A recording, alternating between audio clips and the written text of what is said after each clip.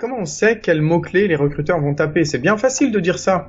Mais comment on sait? Comment on les trouve? Comment on les connaît, ces mots-clés? C'est facile, les amis, parce qu'en fait, ils sont déjà présents.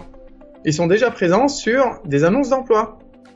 Sur les annonces d'emploi, le recruteur, l'employeur est en train de te dire exactement ce qu'il va chercher sur ton CV. Et souvent, on lit l'annonce d'emploi plutôt comme un descriptif de poste, ce qui est bien aussi, il n'y a pas de souci. Simplement, c'est aussi un endroit où tu peux trouver beaucoup de mots-clés. Et alors, en analysant 10 annonces d'emploi dans ton secteur, tu vas commencer à remarquer qu'il y a des mots-clés qui sont presque indispensables. Et tu vas commencer à mettre ces mots-clés.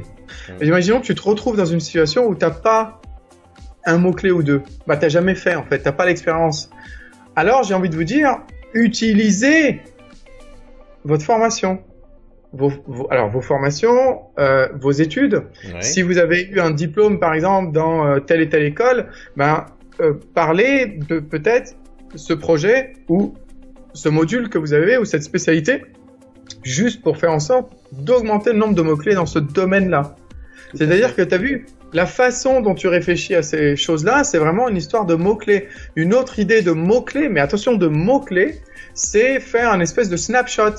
Compétences clés, et puis là, effectivement, tu pourrais mettre une liste de mots qui sont les mots-clés que les recruteurs... Alors, qu'est-ce qui se passe? C'est que tu augmentes la densité de certains mots-clés, tu crées des mots-clés qui n'y étaient pas, peut-être, dans la description, et tout ça, ça fait en sorte que quand Hamza ou n'importe quel recruteur, n'importe quel employeur va sur la base de données et qui tape ces mots-clés, tu ressors. Maintenant, j'ai une question, Thierry. Juste avec cet ingrédient-là, si ton CV sur 100 candidatures, si au lieu d'être lu 2 fois, je vais être horrible, si il est lu, au lieu de 2 fois, il est lu 8 fois. Ouais. Sur 100, c'est horrible comme résultat. C'est absolument abominable comme résultat, d'accord? On n'est pas Mais en fait, ça veut dire aussi qu'on est en train d'être lu 4 fois plus. Oui.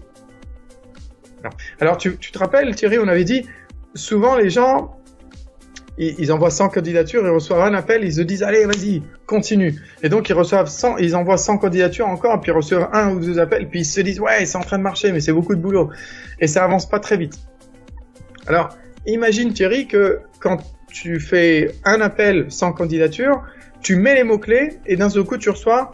Alors d'un seul coup, c'est 23 fois qu'il est lu au lieu de 2 fois, on va dire, et tu reçois pas un appel, mais cette fois-ci, pour les 100 prochaines candidatures, tu reçois 8 appels.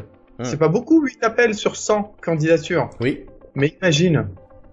Parce que ton CV a été lu 23 fois. Donc, il va pas être appelé à chaque fois qu'il est lu. T'as de la concurrence aussi. Bien sûr. Il est pas parfait pour tous les postes, ton CV. Mais c'est 8 fois sur les 23 fois qu'il est lu, 8 fois t'es appelé. T'as vu, ça c'est juste le premier ingrédient, Thierry. C'est ça qui est incroyable. C'est le premier ingrédient. Et t'as vu, déjà, ça fait une différence. Et surtout, c'est un ingrédient qui est facile à trouver. Et exactement. On regarde les annonces d'emploi et on commence à s'y faire. Et c'est facile aussi à rajouter. Tout le monde peut le faire. T'as pas besoin d'un coach. Voilà. T'as vu comme je vends mes services,